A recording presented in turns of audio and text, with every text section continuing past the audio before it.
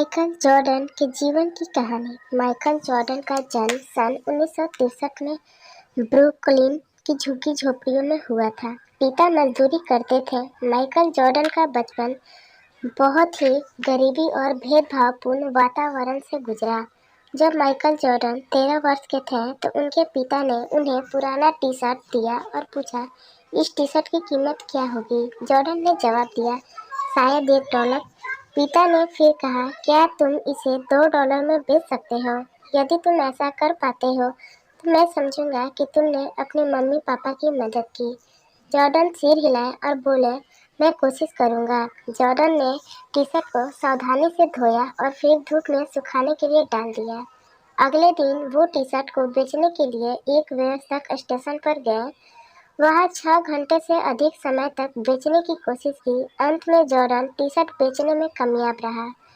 अब उसने $2 लिए और घर भाग गए। उसके बाद ये हर एक दिन इस्तेमाल किए गए कपड़ों की तलाश करता, फिर भीड़ में निकल जाता था और बेच देता था। 10 दिन से अधिक समय बीतने पर उनके पिता ने उन्हें एक बार फिर से इस्तेमाल किए हुए कपड़ा दिया और कहा, तुम्हें क्या लगता है कि इन कपड़ों को $20 तक कैसे बेचा जाए? जॉर्डन ने कहा, यह कैसे संभव है? यह कपड़ा तो केवल $2 लायक है। उसके पिता ने फिर से प्रेरित करते हुए कहा, तुम एक बार आजमाना कर क्यों नहीं देखते? कुछ न कुछ रास्ता तो होना ही चाहिए। आखिर में माइकल जॉर्डन को एक आइडिया आया। उसने अपने चचेरे भाई से उस कपड़े पर डोनाल्ड डक और शरारती मिकी माउस का फोटो बनवा लिया। फिर उसने एक अमीर बच्चों के स्कूल में इसे बेचने की कोशिश की। जल्द ही एक नौकर जो अपने मालिक के बच्चे को लेने आया, उसने अपने मालिक के बच्चे के लिए वो कपड़ा खरीद लिया। छोटे 10 वर्षीय बच्चे को वो कपड़ा बहुत पसंद आया, इसलिए उसने जॉर्डन को $5 की टिप भी दी।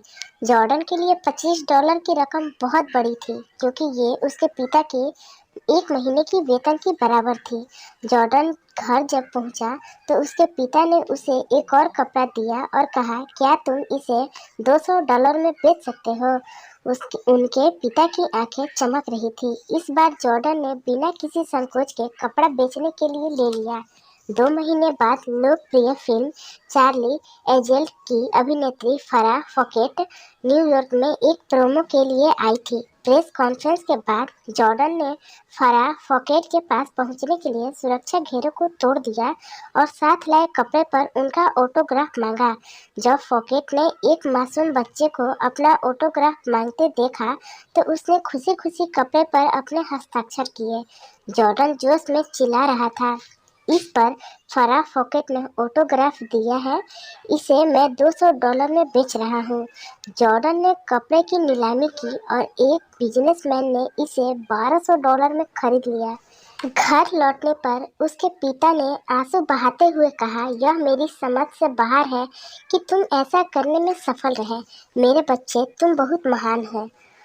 उस रात जॉर्डन अपने पिता के साथ सोया। सोते हुए पिता ने पूछा, बेटे, तुमको जो 3 कपड़े मैंने दिए हैं उनको बेचने का अनुभव क्या रहा? जॉर्डन ने भावुक होकर उत्तर दिया, जो दिमाग सोच सकता है वहां तक पहुंचने का रास्ता भी कहीं न कहीं जरूर होता है। उसके पिता ने सिर हिलाया और कहा, तुम जो कह रहे हो वह सही है। मैं तुमको यह बात बताना चाहता था कि $1 के लायक कपड़े की कीमत भी $1000 में हो सकती है। उसी प्रकार हो सकता है कि अभी हम गरीब हैं, हमारी हालत ठीक नहीं है, हम इन्हें सुधार सकते हैं। यह इस बात पर निर्भर करता है कि हम उन क्षमताओं का उपयोग कैसे करते हैं जो हम में से हर एक इंसान में मौजूद है। जॉर्डन के दिमाग में तुरंत एक नया सूरज उगा।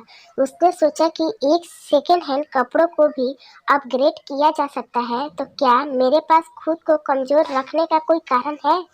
तब से किसी भी मामले में माइकल जॉर्डन को लगता है कि उनका भविष्य खूबसूरत और आश्वासन है। उन्होंने अपनी क्षमता का भरपूर सम्मान किया। वह दुनिया के सर्वश्रेष्ठ बास्केटबॉल खिलाड़ी में से एक बन गए और सबसे अमीर एथलीट में से एक बन गए।